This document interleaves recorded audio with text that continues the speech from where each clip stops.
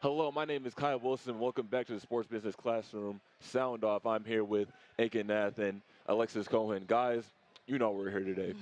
Question of the day: who do you guys think is the GOAT of basketball, the greatest basketball player of all time? Aiken, I'll start with you. All right, yeah, I'm gonna just get things off real straight. It's an obvious answer. It's Michael Jordan, completely. I mean, there's not much to say. I don't even need to bring up the finals record. He's won the scoring champion most times out of any player in the modern era. He is one of the best clutch performers in the modern era statistically, and just in the playoffs. Think about all the guys in the '90s who didn't get a championship because of Michael Jordan.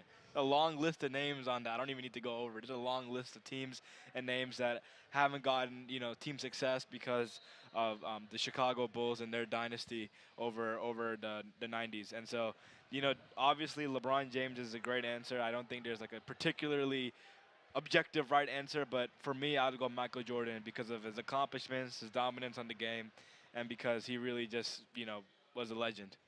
Alexis, what's your take on that? Me personally, I think it could be more than one goat. I agree. I with Michael Jordan, Kobe, LeBron. They all. I feel like Kobe learned some things from Michael, and LeBron learned some things from Kobe. I feel like you learn from the people before you to a certain extent. You take that and you make that your own, Mhm. and you can be a go in many different aspects on the court. So that's just my take on that. One thing I need to say is I feel like I also want to agree with you because I feel like the GOAT debate is this kind of it's not really definitive. You can't really Yeah. put your finger on one person because Yeah. at the end of the day, it's every person is great. It's Hmm. I feel like it's difficult to just try to define one person who's great Mhm. at basketball when Hmm. it's easy just to appreciate everybody. Hmm. But I feel like I kind of want to lead towards Jordan a little bit. Like if I had to, if I had a gun to my head and if I had to choose a player, I feel like I would want to lean towards Michael Jordan only because not only is he a great player, but it's just the impact that he had. Because I think Mm. if I had a criteria for who's the GOAT, I'd say what is your style of player? What do you have? What cultural impact do you have on the world? And I feel like Yeah. Jordan did that the best. But if I had to go strictly basketball, then I would have to say Mm. LeBron. Just I think even though that LeBron even had a iffy season with the Lakers, I feel like one thing that I'm a big fan of is just the longevity. The fact that he's been able to play for this long since he Right. was 18 is Mhm. amazing to me. And I feel like if people were if there was an official list of who's the greatest basketball player of all time, I feel like LeBron. I don't feel like saying LeBron is the greatest would be a crazy discussion. There's a lot of people who would get defensive about it, but I feel like personally LeBron is not a crazy answer. So. Yeah. That's not a crazy answer at all. I agree with you.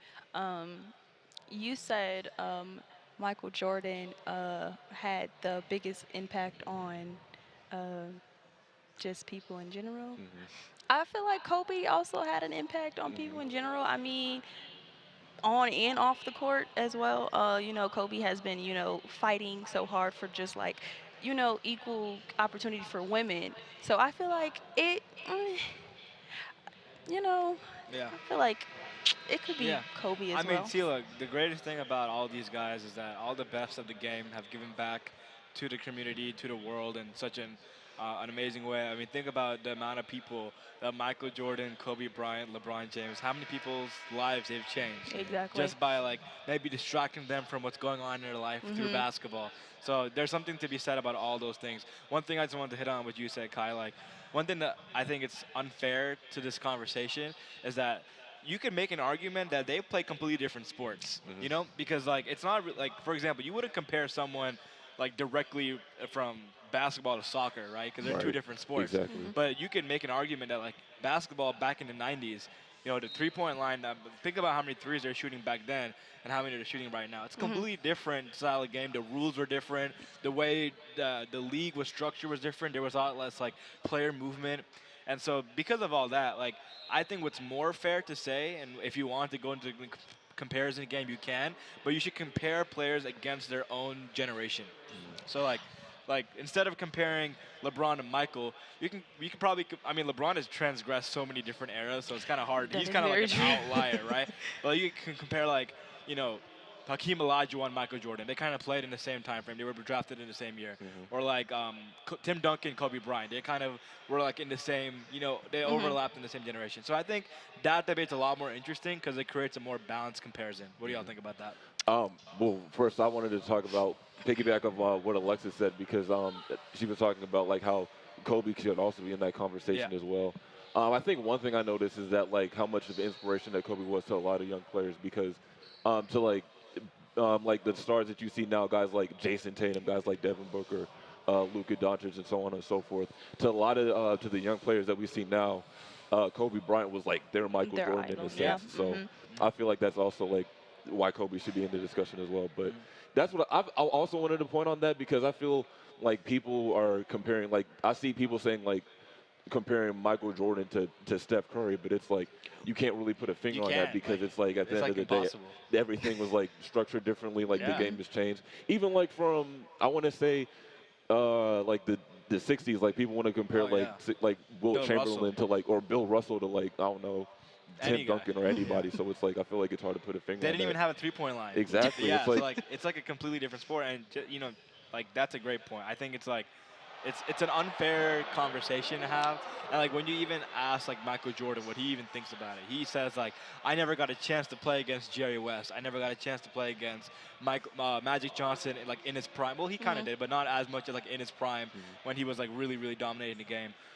So because of that, like it's hard to say. You didn't play against a guy, so how do you know who's better? So exactly. it's, like, It's true. Yeah. I remember watching Kobe's like memorial setting, and they had MJ talk, and he was like, I played Kobe, and he did my move on me, and that literally had me cracking up because like you learn from the people you play with. So that's another point I was gonna make. Like the game gets better. Like nobody can argue that the players in this era are more talented than the players in the previous generation. It's just how the evolution works. Like basketball continues to get better every single generation.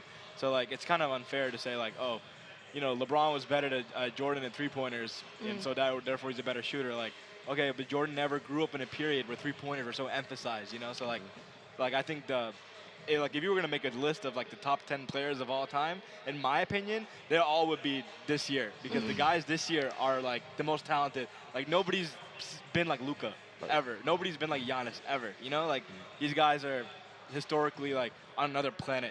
Because of the evolution of the game. So yeah. Another thing I want to get into, I want to like get in your perspective. Since you guys are like basketball fans, like we're all basketball fans too. Who would you guys say are like your top 3 favorite players that you've seen? You want to go for it? No, you can go for it. Okay. For me, so I'm a big Spurs fan. So for me, number 1, I got my 3. Okay. Kawhi Leonard. Okay. Okay. Tim Duncan. Okay. And Hakeem Olajuwon. All right, Those 3. I didn't really get to watch Hakeem Olajuwon as much. I've seen some of his games and his highlights, but I loved his footwork when I was starting to play basketball when I was younger, just like for fun. And that was a guy I really like wanted to emulate his moves, even though I was nowhere near him, of course. But just like his dream shake, his hook shots, he just looks so smooth and elegant on the court, and I just really love this game. So Hakeem, Duncan, and Kawhi for me. Mine would have to be Steph, D Wade, and probably Giannis. Okay. I was going to piggyback off of the comment you made about Hakeem Olajuwon. I feel like if there's anybody that I had to get from the 90s and put it into this generation, I put Hakeem in there because just his footwork is just. I feel like the stuff that he's been able to do, like with footwork wise, I feel like there's a lot of guys like his size who can't do that. Oh yeah. So I would definitely put him in there. But if I had to say my top 3 favorite players, I would say Russell Westbrook because I feel like because I started getting into the league at like 2015, and at the time, Russ and KD were like were still a duo at the time, but it was just like KD was good, but it was something about Russell that stood out to me the most. I would also say Chris Paul, just like how underrated he is. Again, it's just like the same thing with LeBron.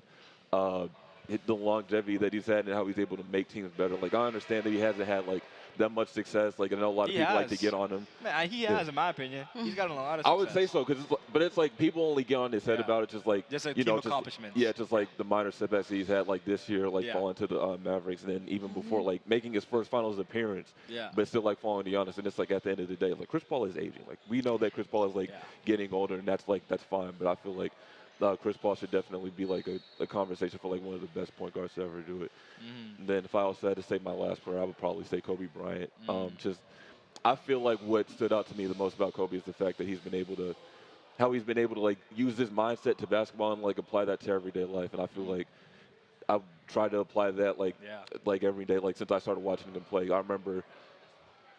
remember watching him. The first memory that I had for Kobe Bryant was probably his last game. I'd say this is my favorite Kobe 60-point moment game. because it's just I didn't grow up getting to watch. I didn't get to grow up watching Shaq and Kobe dominate the league in the early 2000s. I didn't get to watch him win the Finals MVPs and his All-Star game appearances. But I feel like the 60-point game that he had in his last season is probably like something that made me realize like who Kobe Bryant was as a person. So I feel like Kobe Oh, is like yeah. one of my top three. That's great. But that's all the time we have here for today. Alexis, Ankit, I'd like to thank you for taking the time to talk about this not undefinitive debate, but at the end of the day, I appreciate your time. This has been the Sports Business Classroom Sound Off, and until next time, thank you for tuning in.